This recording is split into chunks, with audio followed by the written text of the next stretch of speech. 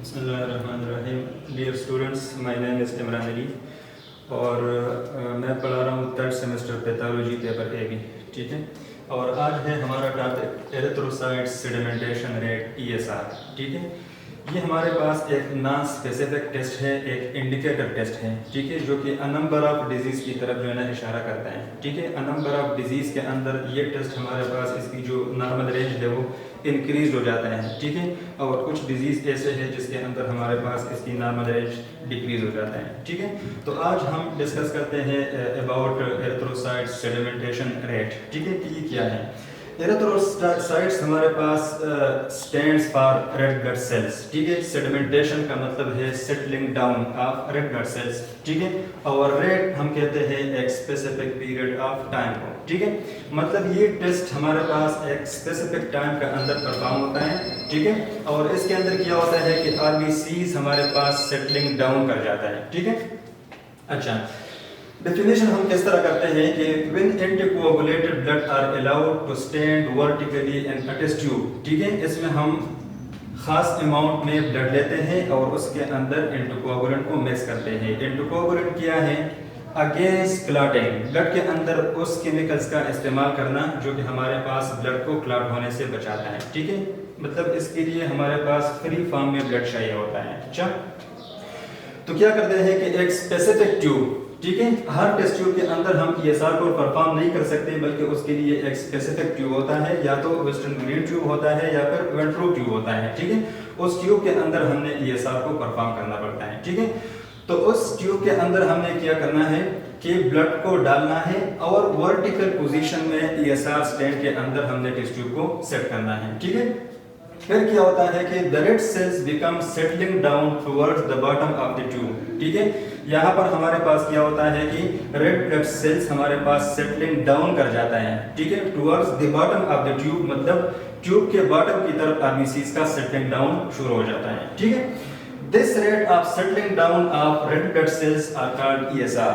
और जिस specific period of time के साथ जो RBCs हमारे पास सेटलिंग डाउन कर जाता है towards the bottom of the tube, तो इसको हम क्या कहते हैं? एरिथ्रोसाइट सेडिमेंटेशन रेट कहते हैं। अच्छा, ESR is a indicator test. ये हमारे पास एक इंडिकेटर टेस्ट है जो कि एक खास डिजीज के लिए नहीं किया जाता, जो कि एक नंबर ऑफ डिजीज को कवर कर सकता है। ठीक है, ESR can measure the presence of inflammation indirectly in the body।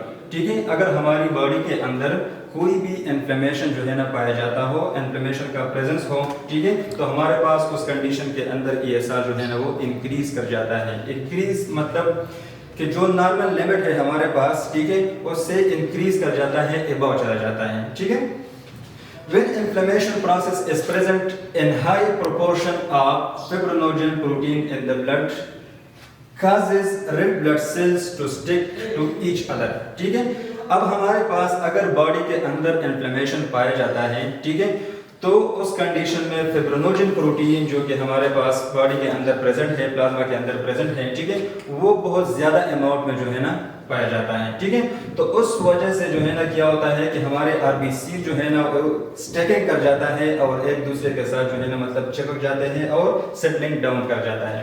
तो जितने अमाउंट में हमारे पास मतलब इन्फ्लेमेशन अगर बहुत हाई है तो ESR भी उतनी ही हमारे पास जो है ना इंक्रीज कर जाता है। ठीक है, क्योंकि हमारे पास गामा ग्लोबुलिन प्रोटीन या फिर फिब्रिनोजन प्रोटीन जो है ना वो ज्यादा अमाउंट में पाया जाता है। ठीक है, अच्छा, तो ये था हमारे पास एरिथ्रोसाइट सेडिमेंटेशन रेट। ठीक है, जो कि हमने पहले भी डिस्कस किया कि ये एक नॉन स्पेसिफिक टेस्ट है जो कि एक खास डिजीज के लिए नहीं किया जाता, बल्कि अ नंबर ऑफ डिजीज को हमारे पास कवर करता है। ठीक है, अब हमारे पास वो कंडीशन जिसमें हमारे पास ESR अपनी नॉर्मल रेंज से इंक्रीज कर जाता है।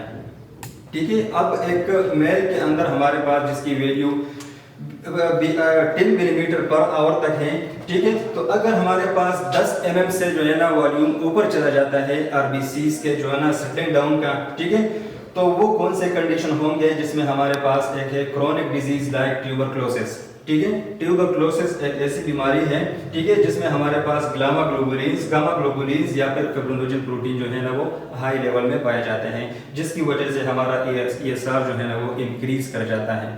ठीक है, एबनॉर्मल हो जाता है।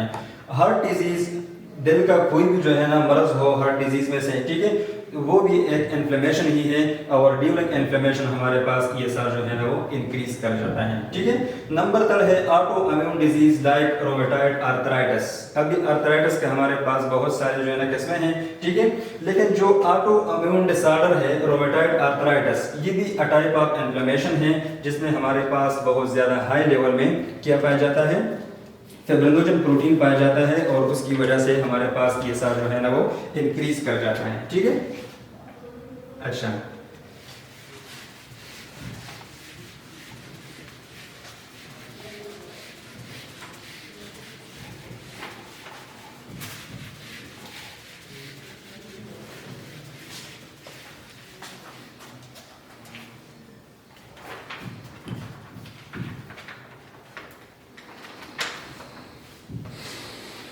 नंबर 4 है हमारे पास वो डिजीज जिसके अंदर ESR इंक्रीज कर जाता है, यूरिनरी ट्रैक्ट इन्फेक्शन है, UTI। किसी भी मरीज के लिए हम यूरिन एग्जामिनेशन करते हैं, और उस यूरिन एग्जामिनेशन के अंदर हमारे पास जो है ना नंबर ऑफ पास सेल्स आ जाते हैं, बैक्टीरिया आ जाते हैं, ठीक है, तो उस कंडीशन को हम क्या कहते हैं, यूरिनरी ट्रैक्ट इन्फेक्शन है। तो ये भी अ टाइप ऑफ इन्फ्लेमेशन है, ठीक है, और इसके अंदर ESR जो है ना वो इंक्रीज कर जाता है। नंबर 5 है हमारे पास प्रेगनेंसी। ड्यूरिंग प्रेगनेंसी भी हमारे पास क्या होता है कि गामा ग्लोबुलिन्स का जो है ना वो प्रोडक्शन ज्यादा होता है, ठीक है, जिसकी वजह से हमारे पास ESR जो है ना वो इंक्रीज कर जाता है, ठीक है। तो ये वो डिजीज है जिसके अंदर ESR अपनी नॉर्मल हद को क्रॉस कर जाता है और ऊपर चला जाता है, ठीक है, जो कि एक एबनॉर्मल कंडीशन है। अब वो डिजीज हम डिस्कस करते हैं जिसके अंदर हमारे पास ESR जो है ना वो डिक्रीज हो जाता है, मतलब बिलो नॉर्मल रेंज हो जाता है, ठीक है। तो वो है हमारे पास number 1 polycythaemia.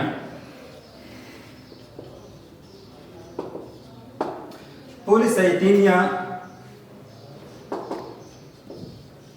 excess production of red blood cells।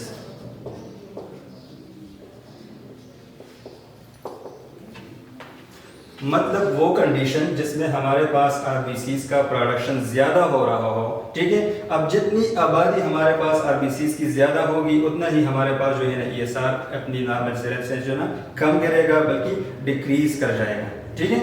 दूसरा कंडीशन है हमारे पास सिकल सेल एनीमिया।